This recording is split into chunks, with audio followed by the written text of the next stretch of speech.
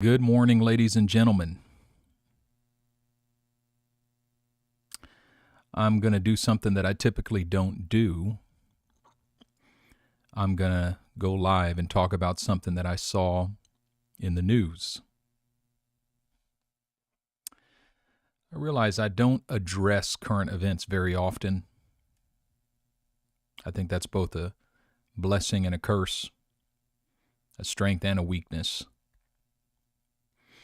On the one side, not addressing current events helps me to avoid needless controversy. I hate being embroiled in controversy, and especially when it's controversy over something that it's not a battle, it's not a mountain that I'm willing to die on. These days, if you post anything about anything, you say anything about anything, you're going to get attacked. If you have an opinion on something in current events, you're going to get attacked. You're going to be embroiled in controversy. But then the other side of it is I realize I kind of, to a fault, err on the other side, where I don't address enough stuff. Dawned on me that I haven't even mentioned Ukraine in a sermon. Haven't talked about that situation at all. Haven't mentioned it in church. And I think probably a lot of people feel like coming to my church, current events, it's like people never get to hear what I think, what I feel about something that's happening in current events. And so that's an area that I feel like I have to grow in as well. But I'm breaking character today to talk about Will Smith slapping the crap out of Chris Rock yesterday.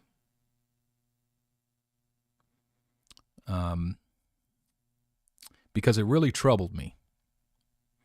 It troubled me to the core, and I realized I spent a lot of time thinking about it, talking about it with my wife. I watched a bunch of videos on it last night. I went to sleep thinking about it last night, and I woke up thinking about it this morning. And the question is why? Why did this... It's not just because it's a juicy tidbit of news, something out of the ordinary that happened, but it really deeply impacted me. And I was so tempted to jump on a stream last night and just kind of go off. But I thought, let me at least sleep on it and think about this a little bit.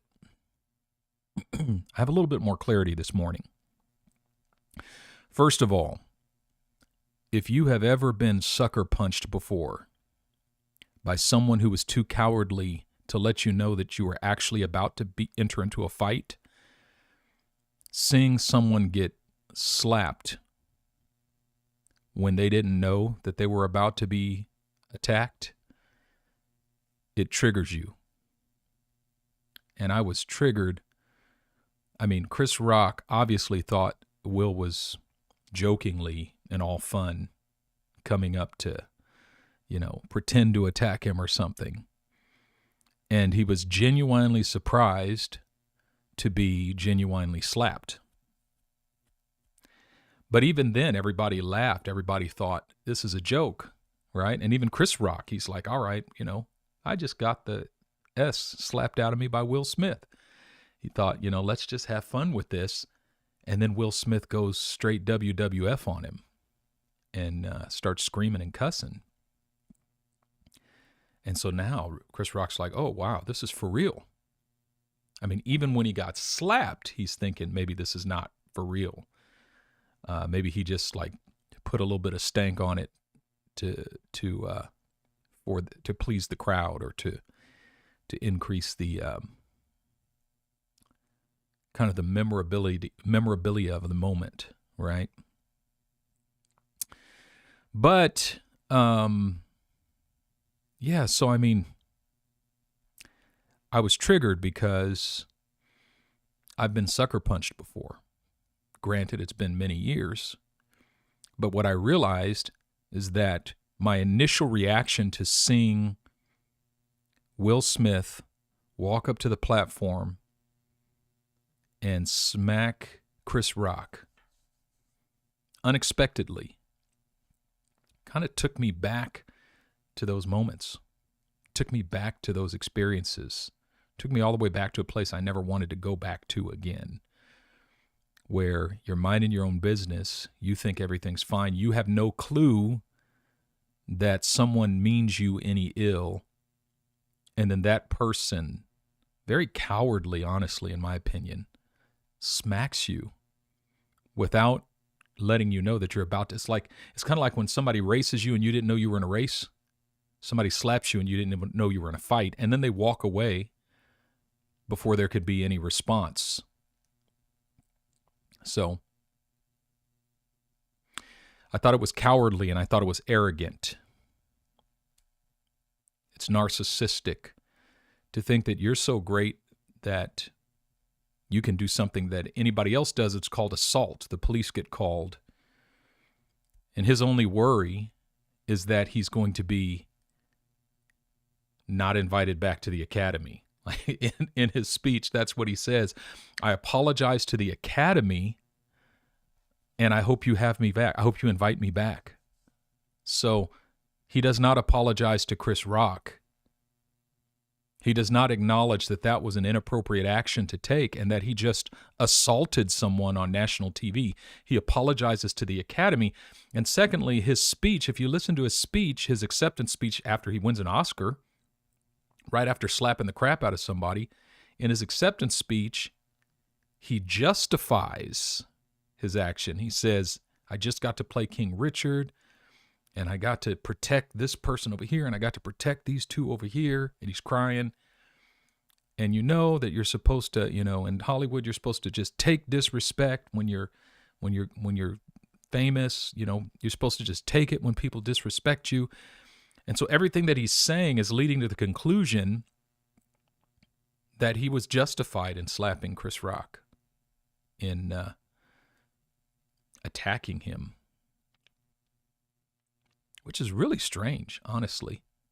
And he's in tears. So I worried about his mental health, honestly. I thought something must be going on. And I can see, it makes sense, right? Jada Pinkett Smith is not bald simply because of a choice. She's got an autoimmune disorder that causes her to lose hair. And you can tell when Chris Rock made the joke, she was not pleased with the joke. She was offended by the joke, and rightly so. It's one thing if your wife chooses to shave her head. It's another thing if your wife has an autoimmune disorder and she's losing hair, and it's probably quite troubling for her. So, I think Will Smith had every right to be angry. I think he had every right to be offended. I think he had every right to defend his wife. But those rights do not include storming the stage and smacking somebody in the face. It reminded me of Kanye West storming the stage and taking the microphone from Taylor Swift. But it's just worse. It's even more aggressive. And,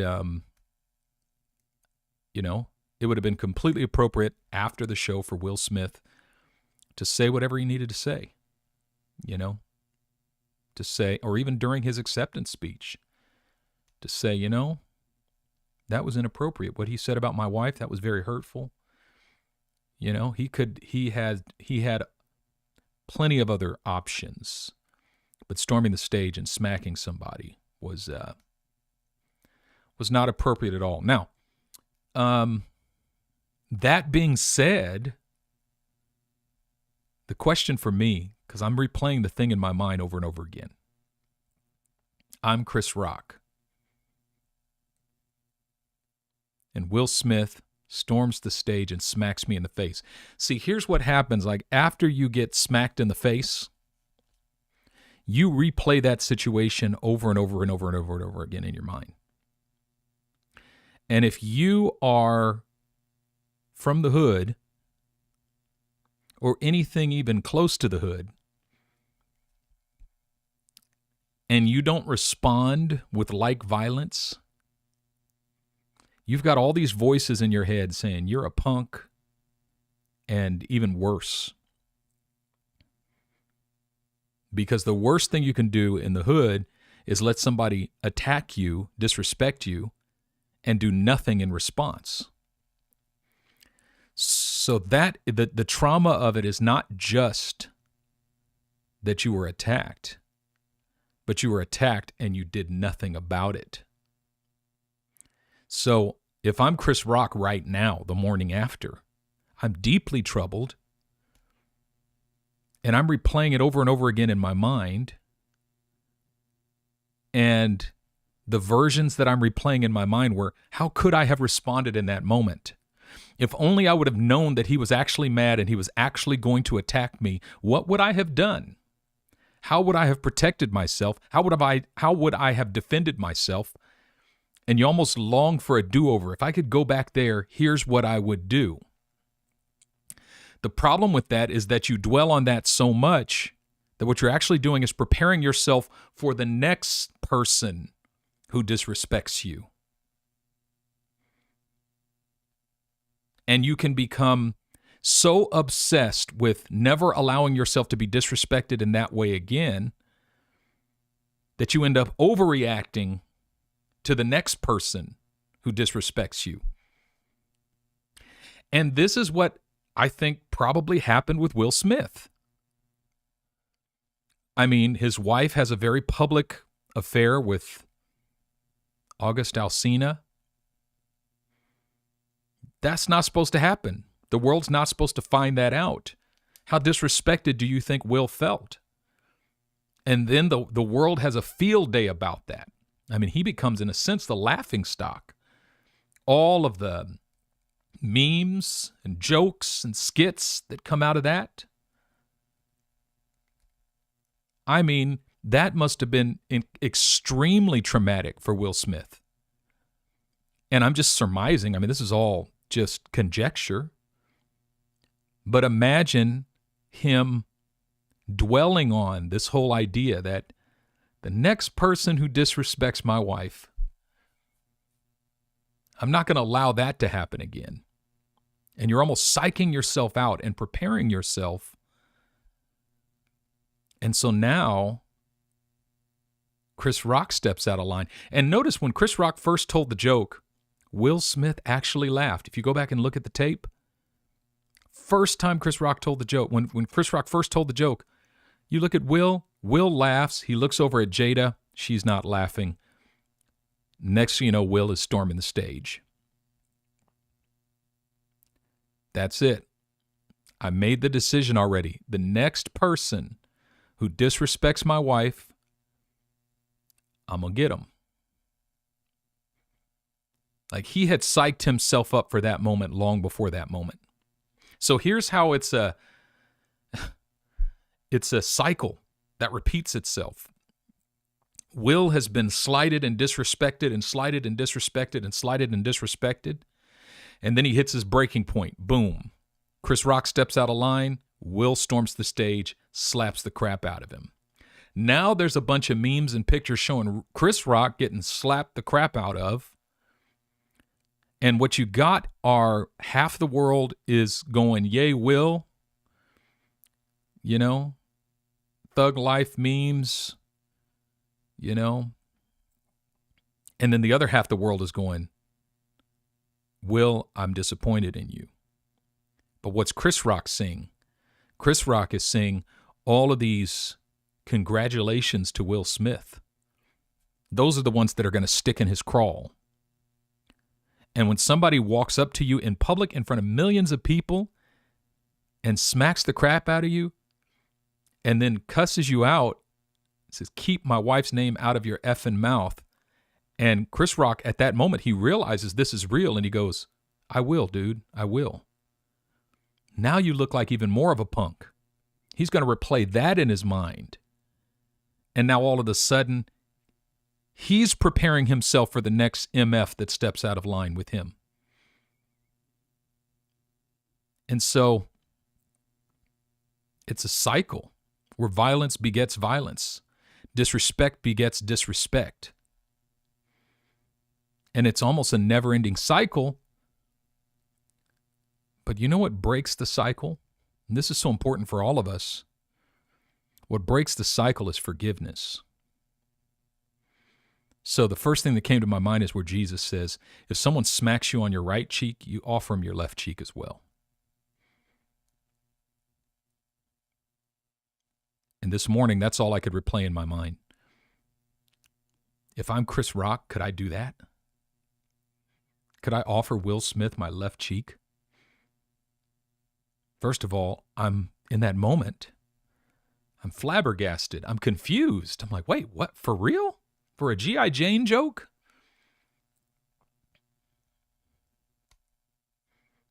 How does Chris Rock, if you're Chris Rock, how do you forgive Will Smith at that moment? I mean, you stop and think about the last person who did you wrong. All of us have had the crap slapped out of us by somebody in some way, shape, or form in an unexpected way, and we were confused about it. In that moment, it was impossible for Chris Rock to connect with the fact that Will Smith was actually taking out his anger on August Alsina and on the whole world that ridiculed him, memed him up, disrespected him through that situation. How does Chris Rock come to grips with that? Chris Rock has to forgive. Chris Rock has to let it go. Why? Otherwise, it's going to eat Chris Rock up, and Chris Rock is going to be the next person who slaps the crap out of somebody else.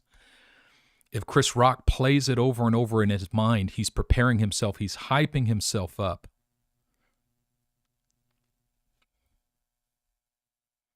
Forgiveness. If someone slaps you on your right cheek, offer them your left cheek also. How do you do that? You know what I realized? When I think back on those situations, two in particular, in which I didn't know I was in a fight, but somebody attacked me unexpectedly. I still have no idea what the reason was. Wasn't even in conversation with either of them. I played those over and over and over again in my mind. You know what I realized? As I played those over and over and over and over again in my mind, and my anger increased and increased and increased over a period of years and even decades, even to this day, if I allow myself to go there, I'm not afraid at those two I'm not angry at those two individuals who attacked me. I hate myself. I'm angry at myself. I'm angry at myself for allowing myself to be hit without responding. I'm angry at myself for not defending myself. You see, Chris Rock, his biggest challenge is not going to be forgiving Will Smith. His biggest challenge is going to be forgiving Chris Rock. And actually embracing the fact that, yes, Chris Rock told an off-color joke that was inappropriate. He should apologize for that and move on. But Chris Rock got slapped in the face. He's from the hood. I mean, Chris Rock is from the hood.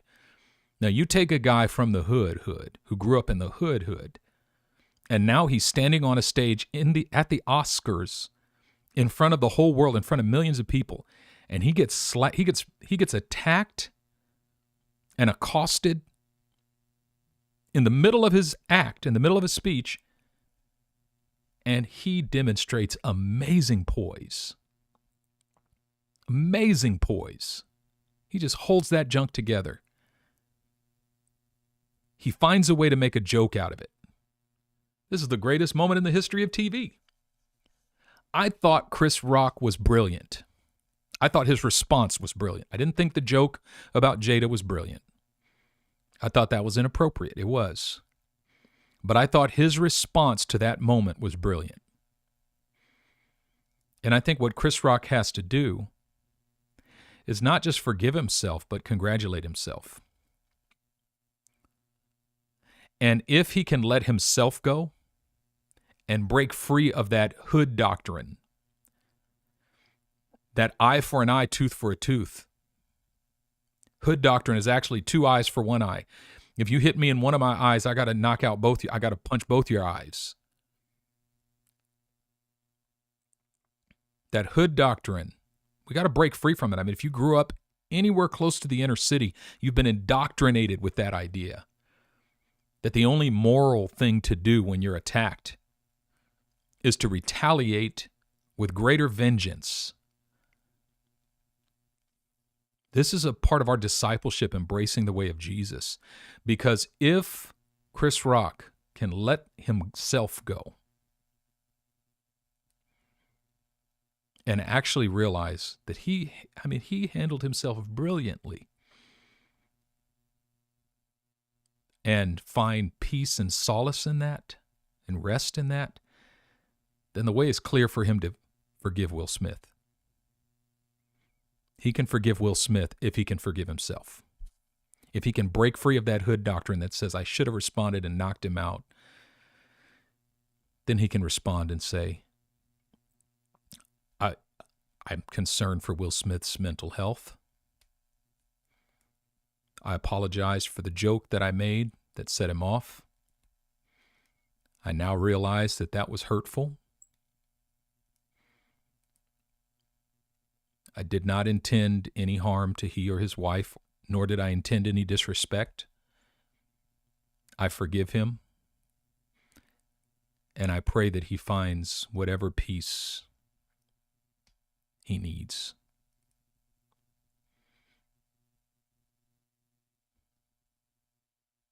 Forgiveness is something our culture doesn't know how to do well. Because when we tend to forgive, we say things like, it's no big deal. But sometimes it is a big deal. Getting smacked in the face in front of millions of people, that's a big deal. Forgiveness is not, it's not a big deal. Jesus taught us how to forgive on the cross when he said, Father, forgive them, for they know not what they do. Father, forgive them, for they know not what they do. And what I have discovered, and I was taught this by Pastor Robert Daniels, is that whenever unforgiveness creeps into my heart, my response is not to say, Father, I forgive them, but to pray the prayer of Jesus. Father, forgive them, for they know not what they do. And I meditate on that until the forgiveness of the Father begins to permeate my heart. Because in the moment of extreme emotional pain, your power of forgiveness is suspended. You don't have the power to forgive at that moment, but the Father does. And this is the key. This is the lesson that Jesus taught us. This is the example that he set for us. That in the agony of his soul on the cross, he did not attempt to forgive by his own power.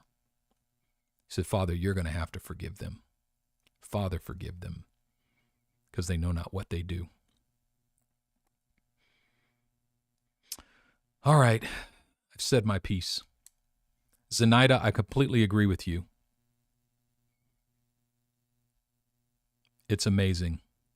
He assaults a guy on national TV, publicly, in front of everybody at the Oscars, and he's not only allowed to stay, but they award him with an Oscar. Chris Rock even now could press charges if he wanted to. I doubt that he will. But if Chris Rock called the police and pressed charges, they would have had to arrest Will Smith. Yep. Tell you what, I mean, at the same time, I sympathize with Will Smith. Can you imagine how difficult it is to be Will Smith? Thinking about all of the ridicule that came after his wife's very public affair. It's got to affect your mental health. It's got to affect your mental health. But that's no excuse for attacking another person. Because you know what also affects your mental health? Getting smacked in the face in front of millions of people on national TV while you're wearing a suit and in the middle of a monologue. That also affects your mental health. And so, yes, I can explain that there's certain things that affect my mental health, but the fact that my mental health has been affected does not give me the right to damage someone else's mental health through my actions. So, all right, folks, that's my story, and I'm sticking to it. Thanks for watching. Thanks for listening. Thanks for your comments. Yep, that's right. Bless you, folks.